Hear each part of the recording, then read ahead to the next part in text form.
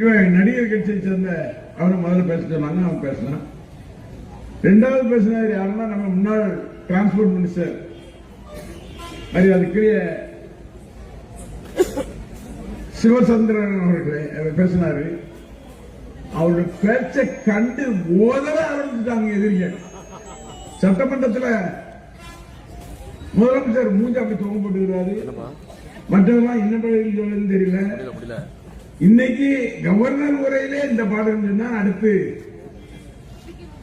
இன்றைக்கு பட்ஜெட் கூட்டத்தொடர் வருகின்ற போது ஒவ்வொருத்தரும் துண்டை காணும் துணியை காணும் ஓட போற தான் இருக்கும். அதுபோல அதுக்கு ஆஸ்டின் அவர்கள் பேசுகின்ற போது அலற விட்டாரு. அலற விட்டது மட்டுமல்ல, முதலமைச்சர் மூஞ்சிக்கினாரு கை நீட்டி வாய் திறந்து பேச மாட்டியா முதலமைச்சர்னு கேட்டாரு.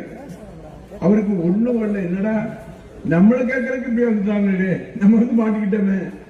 நம்ம எப்படி ஜாலியா நடிகையோட வீட்டுல ஜாலியா இருந்தோம், நம்மளை கொண்டு மாட்டி விட்டாங்களே, உட்கார வச்சுட்டாங்களே அப்படின்னு சொல்லி அவர் தவிக்கின்ற அவருடைய மனநில. நான் வியாபாரி, ஒரு வியாபாரி கடைக்குள்ள நுழையும் போதே அவன் கடன் வாங்க வர்றானா பணத்தோட வர்றானாங்கிறது எனக்கு தெரியும். அதுபோல சட்டமன்றத்தில் பார்க்கின்ற போது ஒரு முதலமைச்சர் முடிக்கிட்ட முடிய வச்சே ஆனா பாவமே என்னை மாட்டி விட்டுட்டீங்களடா அப்படின்னு அவன் கெஞ்சுற நிலைய நான் உணர முடிஞ்சிச்சு. இன்னைக்கு இளந்தலைவராக இருக்கின்ற மரியாதைக்குரிய உதயநிதி ஸ்டாலின் அவர்கள் அந்த கர்நாடகாவிலே கொண்டு வருகின்ற நிலைகளை நீக்கின்றவர்களை கொண்டு வந்த தீர்மானத்தை